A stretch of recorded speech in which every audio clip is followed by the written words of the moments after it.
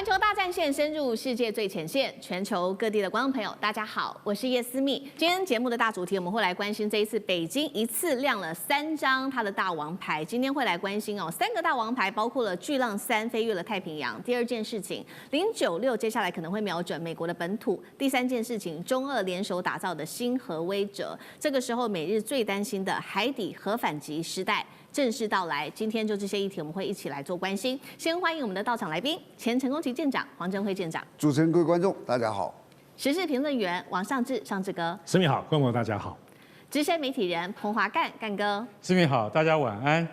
好，观众朋友，今天节目开始前一样，我们的动作都一样哦。先帮我们的节目按赞，并且呢按下分享的键。那可以留言写下思密你在哪一个城市收看，我会亲自做回复。看到热推荐，提醒观众朋友一样帮我们按下热推了。那么欢迎观众朋友呢加入我们的环球大战线的这个主频当中的会员频道，按下加入键呢就可以先加入，并且呢享有这个会员优先，不管是可以做 Q&A 的提问，或者是看到在里面有更多深入分析的文章等等，都可以抢先看。好，今天节目赶快来关心到的是我们刚刚提到的北京出的3张王牌，事情就是发生在7.7事变周年的前夕，中国大陆突然间又有一张震撼全球的战略王牌了。这一次是来自于大陆官媒罕见的证实，解放军的战略核潜舰完成了它的前射洲际弹道飞弹的试射，外界关心主角就是它了。巨浪3，好，是不是做了一个试射？这一次的试射范围，我们从路径来看到这张地图其实非常的远哦，一路是这样子往这边飞越了太平洋，那射程达到了超过1万公里，不只是武器的试射，被视为是向这个全世界展现中国大陆最新的海基的核威慑的一个能力。而我们来看到巨浪3为什么成为全球多国的一个新闻头条，就是因为它的这个核威慑能力真的相当的惊人。我们先来看到它的小档案，最大射程1.2万公里，它可以搭载的是多枚的分导式核弹头，而且具备反飞弹系统的能力。关键点来了，过去呢，核武的主力在中国大陆还是主要是依赖陆基型的洲际飞弹为主。它的缺点就是说，如果固定它的发射阵地的话，很容易被发现，就会遭到先制打击。那么，所以呢，我们看到，如果是藏在海底的这一款海基型的话呢，它就是可以从海底来做发射，做这个反击。也就是换句话说，各国最重视的第2级的能力，中国大陆刚好欠缺这一块，现在等于补上了这个能力哦。也就是说，未来大陆的本土如果一旦遭到打击的话，它是可以做第2级的回复的，从海底发射它的飞弹来做反击。外界普遍认为，现在看起来呢，当时呢完成试射，帮助它的就是094A 这一款战略核潜舰。好，094A 小档案也带观众朋友来看一下，它已经大幅改善了，包括在噪音通讯跟它的作战能力，可以搭载12枚的巨浪系列的相关的飞弹。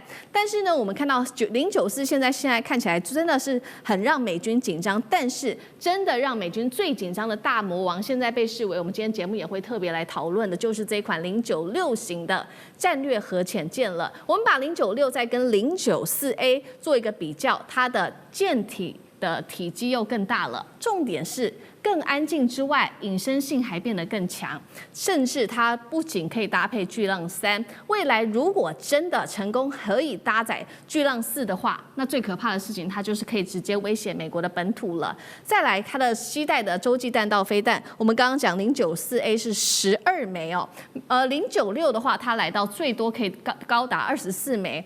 换句话说，中国大陆正在建立的是全年天候的全球部署这种海基的威慑体系，正在往这个方向做迈进。美国的将领说，这个是史无前例的灾难，如果这件事情真的发生的话。好，所以在巨浪3完成了10弹的射击之后，我们看到东京是立刻收到了通知哦，几乎这个会威胁到日本的安全。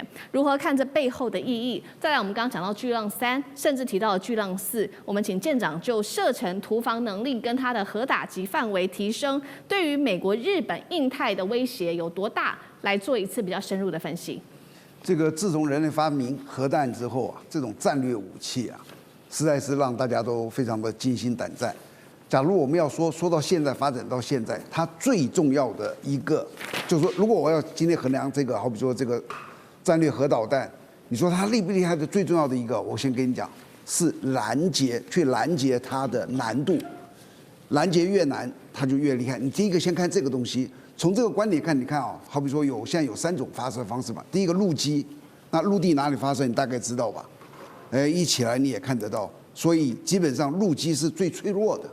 第二个脆弱的是哪里？空射，空射不可能是一个小飞机带它，一定是这种长程战略轰炸机啊，像 B-54，那个也是一个大家伙，在天空，你也可能看得到它。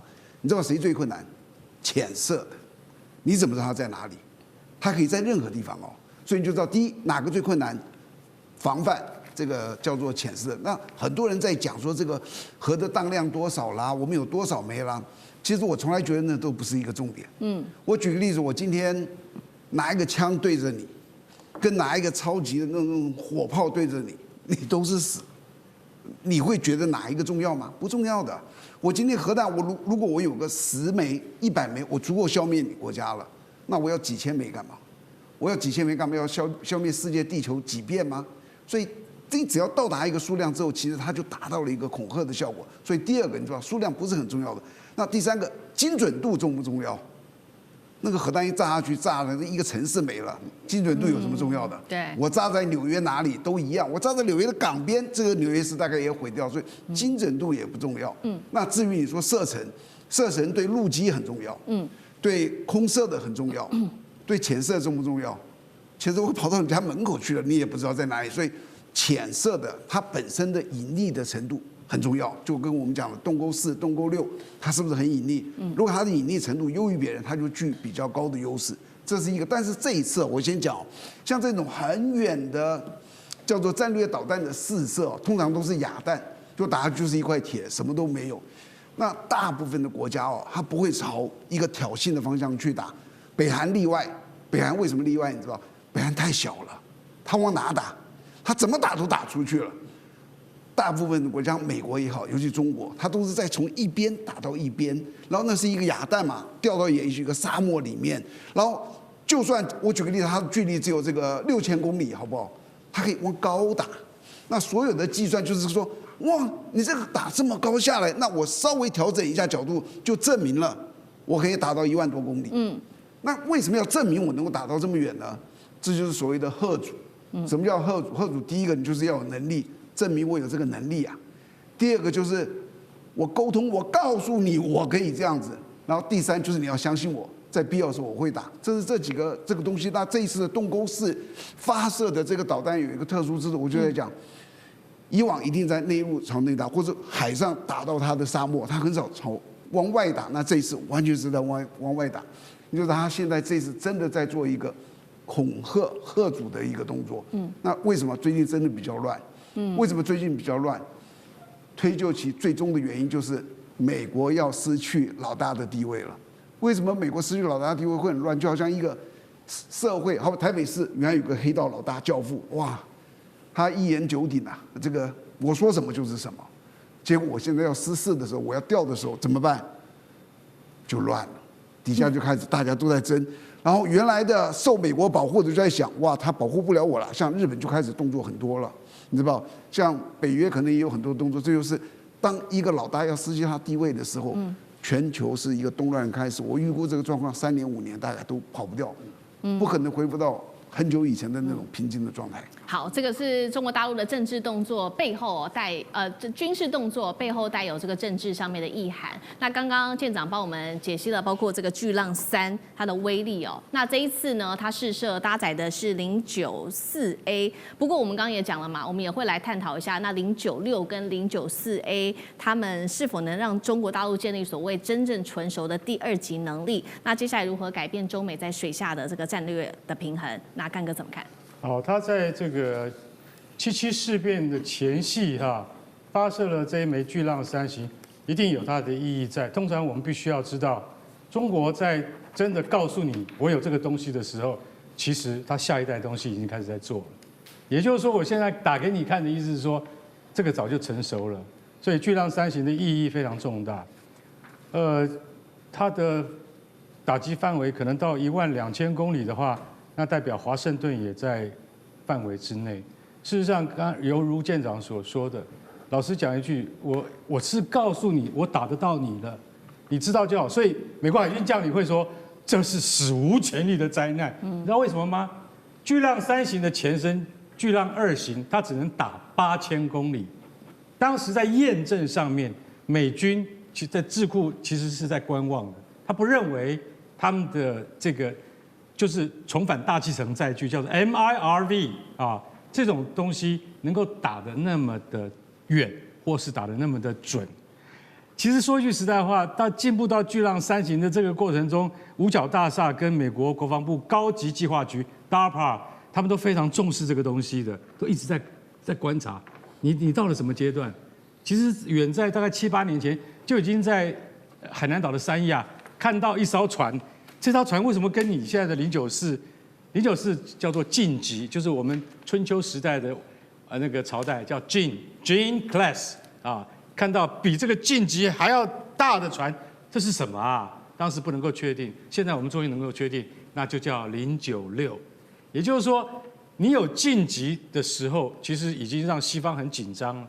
为什么？因为那是中国第一次成熟的携带远程打击飞弹的战略飞弹的那种大型的潜艇的时候，大家就知道说中国的核子打击能力已经不一样。可是你又出了一个更新的叫096的时候，那就更害怕。但是这么多年都没有公布，那我现在也不公布给你看，我就打一颗巨浪3型给你看，你就知道了，然后它叫什么？它现在最新的称号叫做096，叫做唐级，唐朝的唐，也就是我们都是用中国的这个战略潜艇跟核子潜艇都是用朝代为分别的。不过这个巨浪3型，我坦白讲一句，它当然要比巨浪2型来的大啊，它的装药要更多，然后它的携带的多弹头要比巨浪2型来的多，所以每一枚都有10个弹头，每一枚有10个弹头，就是可以对付10个都市、10个目标。像舰长刚才讲的，你要那么多核子弹干嘛？没有，我们现在把它分到这个弹头上面，可以打10个，可以从第1个华盛顿、第2个底特律、第3个纽约等等算下去啊。所以一艘如果它带有16枚的话，它就也可以攻击160个目标，那不是整个美国都完蛋了吗？对，可是你要反过来讲，美国也具备同样的能力，对，了解了吗？俄罗斯也早就有这种能力了，那叫做保证毁灭。所以我们096现在告诉你它已经出来了之后，就代表说对于美国海军是一个灾难的原因是它更安静，因为核子动力攻击潜艇或者是战略潜艇最害怕的就是什么？就是被敌人发现。所以在静音下降，它更安静、更不被敌人察觉的情况之下，它现在已经降低到听说90分贝以下了。那通常来讲，以前的近级潜艇达到115分贝，我可以告诉你，它听音器一放到水里就听得到了。现在你是很难去分辨它究竟它是一艘潜艇，它还是一只鲸鱼。那个鲸鱼势必是很大，你必须要分辨出它是什么。所以这就是美国海军真正的担忧。这一枚飞弹打出去，后面的意义代表非常多。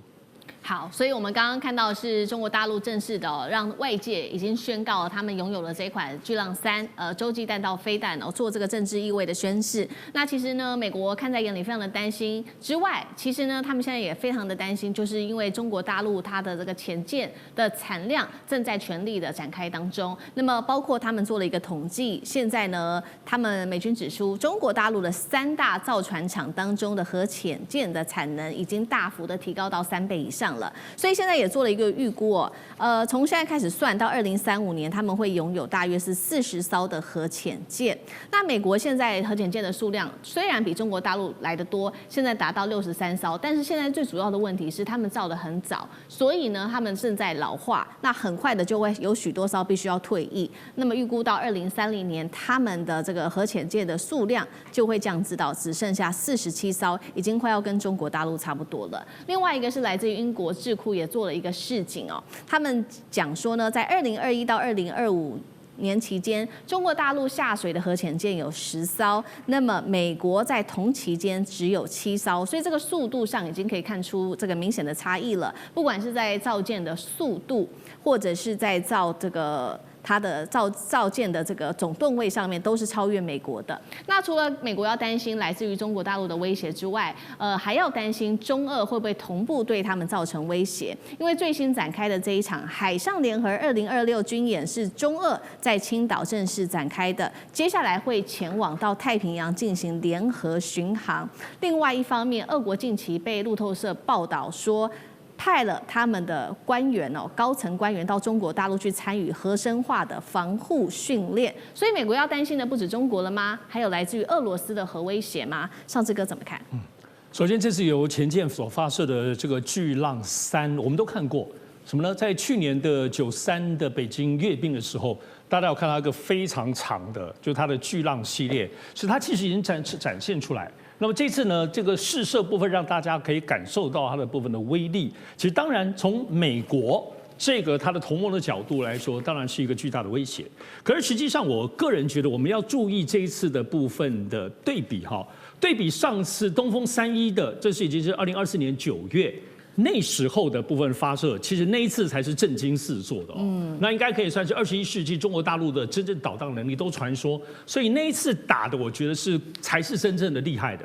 而且当时是因为是在9月24号的时候打完之后，后面马上就是中国大陆11国庆。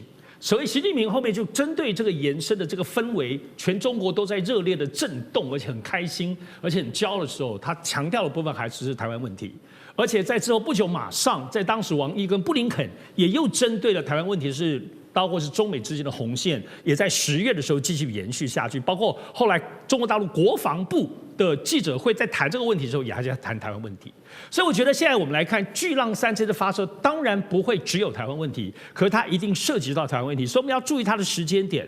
首先呢，这次我们都注意到它是在7.7事变的这个纪念日前发射的。所以呢，虽然其实中国大陆说它没有针对这一次是没有，它重申没有针对特定的国家跟目标，这就是他们一个定期的演练。可是我们都知道 timing 这件事情嘛，他们上一次的东风31那个 timing 也是一样，在国庆之前打，所以这在7.7事变之前打，7.7事变什么意思？当然是对日本，所以日本当中跟美国跟台湾之间的意义其实还是深远的。而且我要强调的部分，这个时机点你要倒推，大家注意7月6号的部分打这个部分的巨浪3，6月30号的时候，王毅才跟卢比欧通了电话，针对台湾问题，其实是可以说是给出了非常严厉的通牒特别是从王毅的角度。好，在此之前，这是6月30号打电话，6月22号的时候，中国大陆公布了对于以美国军工业为主的有10个部分是跟日本一样的10家，这里有10家是特别当中的无人机，很多都是跟台湾现在军售有关的东西的。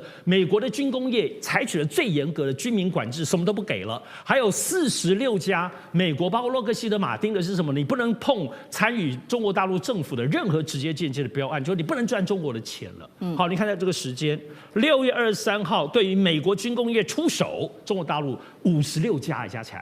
6月30号，王毅跟卢比又谈台湾问题，然后7月6号的部分发射这个有巨大威慑力的这个巨浪3。所以呢，很多的意义上，大家一定要特别注意这个时间点。而且中俄之间的合作是什么呢？因为最近都知道，乌克兰最大的无人机攻击式长程无人机的跑到日本，跑来台湾的台中，跑去菲律宾，到处在讲他们要技术输出、全场输出。也就是说，俄乌当中的这些，特别是伤害俄罗斯最近的这个无人机最大产业跑来亚洲地区说3道4，包括中国大陆这2天宣布对于欧洲像土耳其当中的无人机的小的零件要开始进行管制。所以这里头中俄之间，因为这个部分的扩散性，乃至在整个亚洲地区地岛的联动性，我认为都要一起考虑在这个巨浪3前后，还有接下来的影响的部分的观察的这个架构当中。